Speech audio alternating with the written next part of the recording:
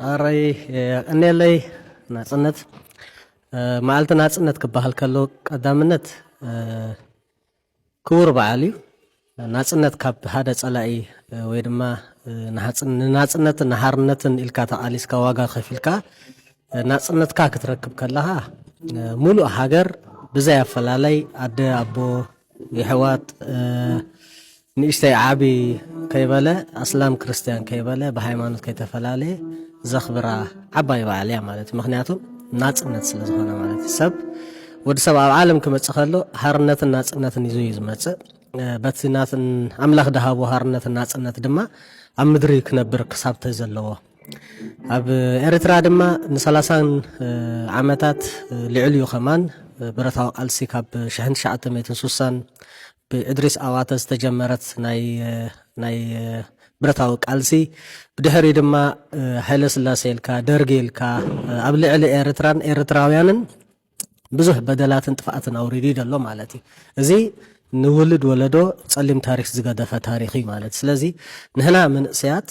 كم إيرتراويان كنحسبن كنذكرن كلنا 35 ዓመት معلتنا ناصنت ኤርትራ ከተخبر كلا حጉሳቲና حبوناتينا مالتي ስለምንታይ በቶም ደሞምን ዓጽሞምን ከስኪሶም ንኽብሪ ዘብቅዑዋ ኣቦታትን ኣዴታትን ጀጋኑ ንናጽነት ዘይረኣዩ ኣብ ምድረ በዳ ኣብ በረሃ ጠፊኦም ሓሊፎም ዘሎ ጀጋኑና ንዖም ቀዳምነት ክብርን ምስጋና ይግብኦም ንዖም ኢና ስለኦም ኢና ድማ ነዚያ معلت ናጽነት ንኽብር ማለት እዩ እቶም በህይወት ዘለና ንዘለውን ድማ ሕጂ ኣብ ውሽጢ ኤርትራ ናይ ጉጅለ ናይ ግሩፕ ኮይና معلت ናጽነት ክትበዓል ንርኢ ለና ማለት እዩ ስለዚ ኣብ ቤት ማእሰርቲ ድማ ልዕሊ 10,000 ዝኸውን እሱር ኣሎ ንናጽነት ከተኸብር ከለሃ ድማ ሓንቲ ሃገር ነዚኦም ዜጋታት ክትዝክር ግዴታ እዩ ማለት እዩ ናጽነት ሂቡ ናጻ ክህቦም ካብ ቤት ማእሰርቲ ከውጾም ናይ ሃይማኖት መራሕቲ ካብ ቤት ማእሰርቲ ከወጹ ናይ ህሊና እሱራት ጋዜጠኛታት ሚኒስትራት እቶም ዓለም ትእውየሎም ትዛረበሎም ንሕናውን ንዛረበሎም ንነዊሕ ዓመታት ንሶም ከማን ካብ ቤት ማእሰርቲ ወፂኦም ብርሃን ክርእዩ ብርሃን ምርኣይ ማለት ናጽነት ማለት እዩ ስለዚ تا ملئتي ناصنت اندهردا نحسبان نذكران بدايه فلاله نبل تخوينا معلت ناصنت ناي مولو حزب ኤርትራ ስለዝኾነ እቶም ኣብ ቤት ማእሰርትን ተሰዊሮም ዘለው ዜጋታቱን ፍርድ ተለዎም ብፍርዲ ፍርድ ዘይብሎም ድማ ናብ ገዞም ናብ ስድሮም ናብ ወለዶም ናብ ደቆም ንኽምለሱ እዚያ معلت ናጽነት ሙሉእ ንክትከውን በዚያ ኣነ ይመዝና ማለት እዩ ስለዚ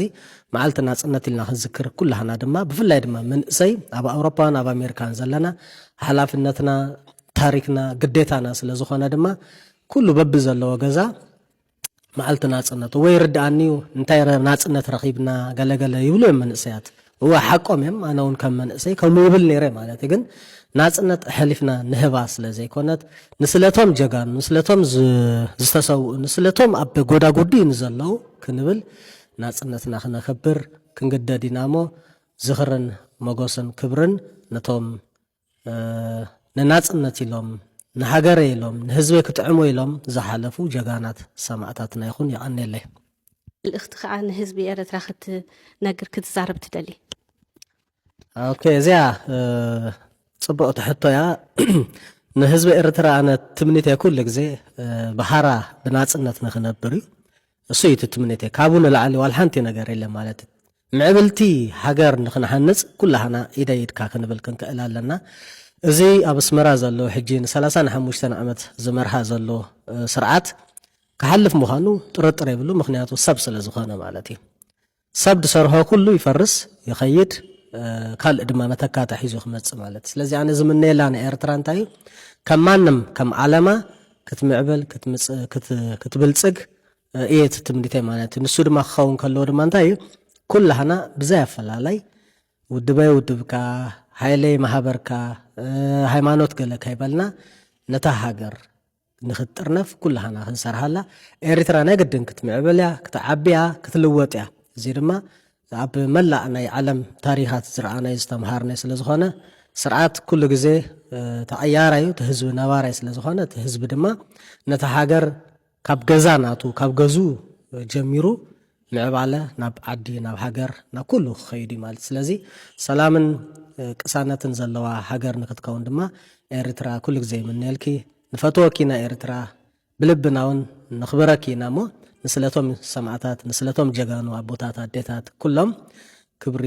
ንሰማዕታትና ኢለ ክዓፁ ምደለኹ ይቐኒየለይ